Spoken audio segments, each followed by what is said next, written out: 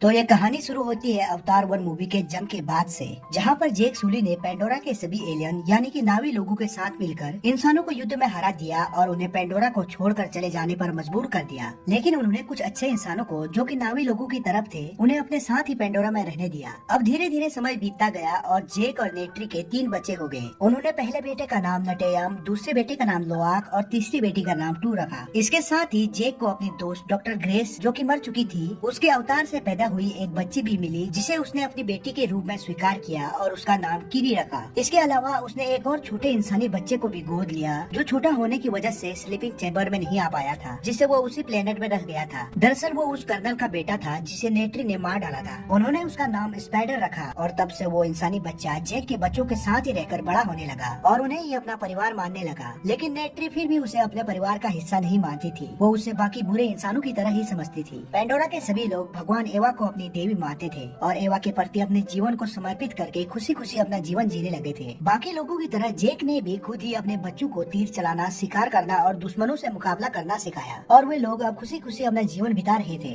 लेकिन कुछ सालों बाद जब एक रात को जेक देखता है कि आसमान में एक बहुत बड़ा तारा चमक रहा है, कुछ देर बाद पता चलता है कि वो चीज कोई तारा नहीं बल्कि एक स्पेसशिप है, जिसका मतलब ये था कि इंसान एक बार फिर से उनके प्लेनेट में अटैक करने आ चुके हैं। इंसानों के बड़े बड़े स्पेसशिप जो पेंडोरा पर लैंड करते हैं तो उनके धमाके से जंगल में आग लग जाती है, जिससे जंगल के सभी जानवर और पेड़ पौधे नष्ट होने लगते हैं। तभी हम देखते हैं कि स्पेसशिप से कई सारे बड़े बड़े रोबोट बाहर निकल रहे हैं, जो कि पहले के मुकाबले कई गुना ज्यादा एडवांस और खतरनाक हैं। इंसान अपनी पहली हार को देखते हुए इस बार पूरी तैयारी के साथ आए थे और उन्होंने इस बार अपने साथ पहले के मुकाबले कई गुना ज्यादा बड़ी और आधुनिक मशीनें भी लाए थे, जो कि बड़ी ही आसानी से पेंडोरा के जंगलों और जानवरों को तबाह कर रहे थे। ये भयानक नजारा देखकर जेक और नेट्री भी हैरान और बेबस थे और उनके पास इस तबाही के मंजर को देखने के अलावा कोई और रास्ता नहीं था। इसके बाद एक लैब को दिखाया जाता है जहाँ पर एक अवतार जागता है। पता चलता है कि वो अवतार उसी कर्नल का है जिसे इसके पहले पार्ट में नेट्री ने मार दिया था। दरअसल कर्नल के मरने से पहले ही वैज्ञानिकों ने उसकी सारी मेमोरी और डीएनए को एक हाईटेक चिप में स्टोर कर लिया था और कर्नल के मरने के बाद उन्होंने उसका अवतार बनाकर उसमें सारी यादों को डाल दिया और उसका क्लोन बना दिया। इसके अलावा वैज्ञानिकों ने और कई सारे सैनिकों का भी नावी अवतार बना दिया था, जिनका मकसद था जेक सुली को पकड़ना और उनको खत्म करके अपना मकसद पूरा करना। अब सीन शिफ्ट होता है और हमें दूसरी तरफ जेक और उसके साथियों को दिखाया जाता है, जिन्होंने इंसानों के हथियार से भरे ट्रेन पर हमला कर दिया है और वो सभी ट्रेन से हथियार को लूट रहे हैं। इसी दौरान हम जेक के दोनों बेटों को देखते हैं, जो कि अब काफी बड़े हो चुके हैं। उन्हें दुश्मनों पर नजर रखने का काम दिया गया था, लेकिन वो लोग भी अपना काम छोड़कर हथियार लूटने के लिए नीचे आ जाते हैं। लेकिन तभी हवाई जहाज के एक हमले से जेक का बड़ा बेटा घायल हो जाता है,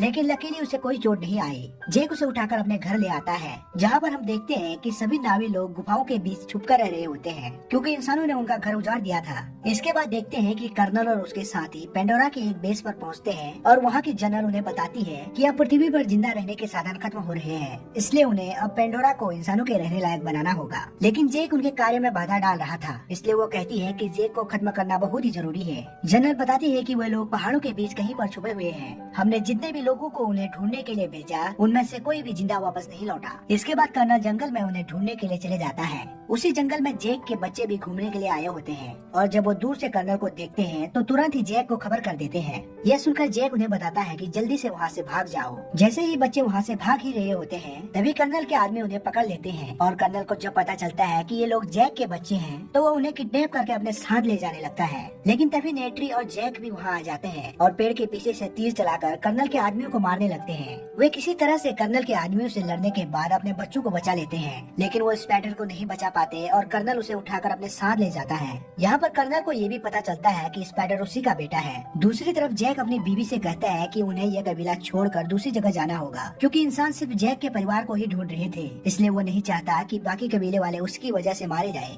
इसके बाद हम देखते हैं कि वैज्ञानिक जेक का पता जानने के लिए स्पाइडर को बहुत ही ज्यादा टॉर्चर कर रहे होते हैं, लेकिन स्पाइडर उन्हें कुछ भी नहीं बता रहा होता है। ये देखकर कर्नल उसे अपने तरीके से समझाने की कोशिश करता है। वो स्पाइडर को बताता है कि वही उसके पिता का क्लोन है और वो स्पाइडर को आजाद करने का झांसा देकर अपने साथ चलने के लिए मना लेता है। दूसरी तरफ जेक किसी और को अपने कबीले का मुखिया बनाकर अपनी फैमिली के साथ वहाँ से जाने लगता है। वे सभी लोग अपने अपने उड़ने वाले इकरान पर बैठकर दूसरे कबीले की खोज में वहाँ से निकल जाते हैं।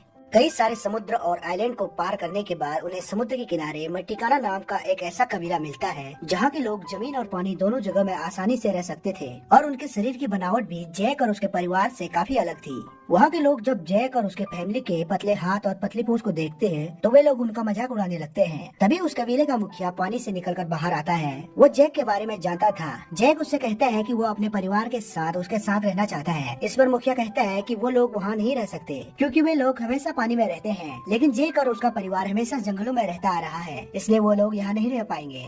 इस पर जैक कहता है कि वो लोग उनके रहने और तौर तरीकों को सीखने की कोशिश करेंगे। साथ ही जैक ये भी कहता है कि उसे अपने परिवार को सुरक्षित रखने के लिए उनके साथ रहने की परमिशन चाहिए। ये सुनकर मुखिया उन्हें अपने कबीले में रहने की इजाजत दे देता है और जैक के बच्चों को अपने तौर तरीके सिखाने की जिम्मेदारी वो अपने बच्चों को देता है। इसके बाद जैक के बच्चे मुखिया के बच्चों के साथ पानी की सैर करते हैं और उनके तौर तरीकों को सीखने लगते हैं और वे लोग पानी में रहने वाले जानवरों की सवारी करना भी सीखते हैं। पहली बार समुद्री क्रिएचर की सवारी करने के दौरान जैक का बेटा क्रिएचर से नीचे गिर जाता है, जिसे देखकर बाकी लोग उस पर हंसने लगते हैं। शुरुआत में उन सभी को उनके तौर तरीके सीखने में काफी परेशानी होती है, लेकिन धीरे धीरे वो लोग उनके रहन सहन को अपनाने लगते हैं और उनके तौर तरीकों को सीखने लगते हैं। यहाँ दूसरी तरफ कर्नल भी स्पाइडर को लेकर अपने लिए एक उड़ने वाला इकरान चुनने के लिए जाता है ताकि वो जैक से बराबरी का मुकाबला कर सके। थोड़ी कोशिश करने के बाद वह इकरान को अपने कंट्रोल में कर लेता है। जैक और उसके परिवार वाले भी अब धीरे धीरे कबीले के माहौल में ढलने लगते हैं, लेकिन एक दिन मुखिया का बेटा अपने दोस्तों के साथ किरी का मजाक उड़ाने लगता है और उसके साथ बदतमीजी करने लगता है। तभी वहाँ किरी के भाई आ जाते हैं और मुखिया के बेटे के साथ लड़ने लग जाते हैं। जब जैक को इसके बारे में पता चलता है तो वो अपने बच्चों को डांटने लगता है और कहता है कि उन्हें यहाँ के सभी लोगों के साथ दोस्ती बना के रखनी होगी, इसलिए वो अपने बेटे लोआक को मुखिया के बेटे से माफी मांगने के लिए कहता है। इसके बाद लोआक जब मुखिया के बेटे से माफी मांगने जाता है तो मुखिया का बेटा उसे माफ कर देता है और उसे अपने साथ मछली पकड़ने के लिए चलने को कहता है। लेकिन लोआक को ये पता नहीं था कि ये उसकी चाल है, इसलिए वो अकेला ही मुखिया के बेटे और उसके दोस्तों के साथ दूर समुद्र में चले जाता है। मुखिया के बेटा लोआक को मछली पकड़ने के लिए जाने को कहता है और खुद अपने दोस्तों के साथ उसे वहीं पर छोड़कर घर भाग जाता है। थोड़ी देर बाद लोआक को पता चलता है कि वो उस सुनसान समुद्र में अकेला ही रह गया है, लेकिन तभी शार्क की तरह दिखने वाली एक मछली उस पर हमला कर देती है और उसे खाने के लिए उसका पीछा करने लगती है। लोआक भी अपनी जान बचाने के लिए समुद्र के अंदर पत्थरों के बीच से भागने लगता है, लेकिन वो मछली लगातार उसका पीछा कर रही होती है। पानी में ज्यादा देर रहने से लोआक को अब घुटन होने लगती है और वो तेजी से सतह की ओर जाने लगता है, लेकिन फिर से वो मछली उसकी तरफ आने लगती है और जैसे ही वो उसे खाने ही वाली थी तभी एक व्हेल मछली की तरह दिखने वाली बड़ी सी मछली उस दूसरी मछली पर हमला करके उसे मार देती है। लेकिन तब तक लोआक की ऑक्सीजन भी खत्म हो चुकी थी और वो डूबने लगता है। थोड़ी देर बाद जब लोआक की आंख खुलती है तो वो अपने आप को उसी बड़ी मछली के पीठ पर पाता है। वो उस मछली को अपनी जान बचाने के लिए शुक्रिया कहता है, लेकिन तभी वो देखता है कि उस मछली के पंख पर लोहे का एक हुक फंसा हुआ है, जिसे वो बाहर निकाल देता है, जिससे इन दोनों के बीच दोस्ती हो जाती है और वो मछली लोआक को उसके घर तक पहुँचा देती है, जहाँ पर जैक और कबीले के बाकी लोग उसे ढूंढ रहे होते हैं। मुखिया को जब अपने बेटे की गलती का पता चलता है तो वह सबके सामने अपने बेटे को सजा देने लगता है। इस पर लोआक कहता है कि इसमें उसकी कोई गलती नहीं है, समुद्र में जाने का आइडिया मेरा था।